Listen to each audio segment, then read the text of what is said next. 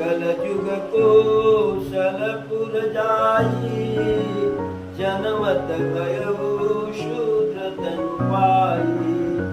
शिव सेवक मन क्रम अरुमानी, आन देव निंदक अभिमानी। धन मद मत परम वाचाला, उग्र बुद्धि उर दंभ विशाला। यद्यपि रहो रघुपति राजधानी, तदपि न कछु महिमा तब जानी। अब जाना मैं अवध प्रभावा, निगमागम पुराण यस गावा। कवनहु जन्म अवध बस जोई, राम परायण सो परि होई। अवध प्रभाव जान तब प्रजानी, अवध प्रभाव जान तब प्राणी। जब उर बसहि राम धनु पानी, सो कलिकाल कठिन उरगारी। पाप परायण सब नर नारी, कलिमल ग्रसय धर्म सब लुप्त भय सदग्रह। ताम धन निज मति कल्प करी, प्रगट किए पवन। भय लोग सब मोह बस, लोग बसे सुभग। हरि जान ज्ञान निधि, कहु कछु करित।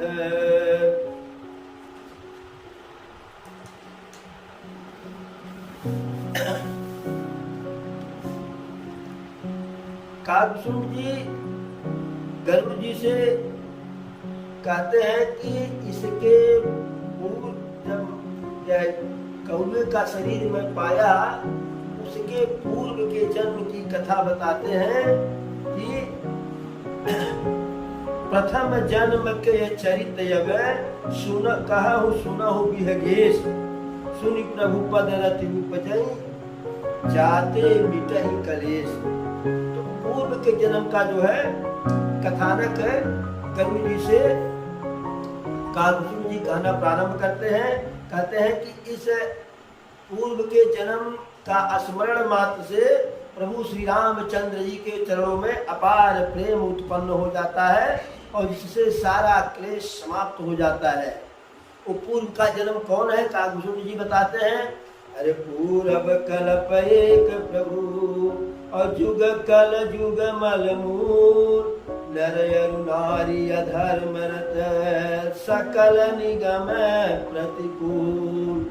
कहते हैं इसके पूर्व वाला जो युग था वह कलयुग था, और कैसा था? मल मूल, पाप का मूल था, पाप का जड़ था। और उस कलयुग में लोग कैसे थे? अरे नर अरु नारी अधर्म रत, सकल निगम प्रतिकूल। उस कलयुग में स्त्री पुरुष सबके सब अधर्म, यानी धर्म से विरत अधर्मी थे, और सकल निगम प्रतिकूल। वेदों में जैसा आचरण बताया गया है, सबके सब उसके विपरीत कर्म और आचरण वाले थे। अरे कल जुग को सलपुर जाई, जनमत भयउ शूद्र तनु पाई।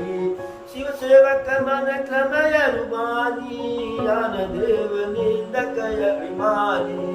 कागभूषण जी कहते हैं, हे गरुड़ जी, उसी कल युग में मैं अवधपुरी में जन्म लिया, और जन्म से जन्मत भयउ शूद्र तनु पाई। जन्म से मैं शूद्र योनि में जन्म लिया, लेकिन उस शूद्र योनि में जन्म लेने के बाद शिव सेवक मन क्रम अरुमानी, आन देव निंदक अभिमानी। कहते हैं कि मैं शिव जी का सेवक था, शिव जी का भक्त था, लेकिन और शिव जी का भक्त कैसे था?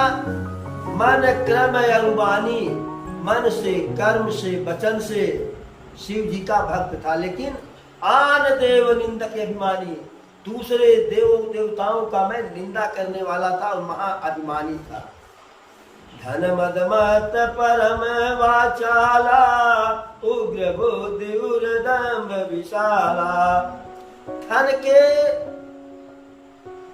नशे में, मद में मतवाला था और परम वाचाला, बहुत वाचाल था, बहुत पक पक पक पक करने वाला था, और उग्र बुद्धि वाला था, लेकिन उसमें एक कमी थी, उर्दम्भ विशाला।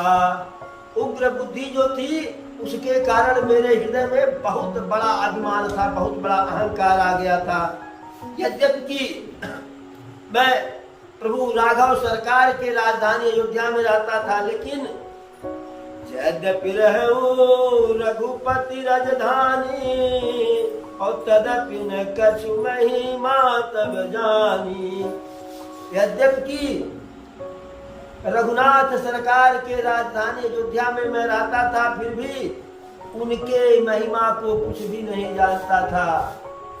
वैसे कि दीपक के तले अंधेरा। और अब जाना मैं अवध प्रभावा, और निगमागम पुराण यश गावा। कहते हैं अब तो मैं अयोध्या का प्रभाव जान गया हूं, इसीलिए वेद पुराणों में इसका ऐसा बढ़ा चढ़ा करके वर्णन किया गया है। जो किसी भी जन्म में,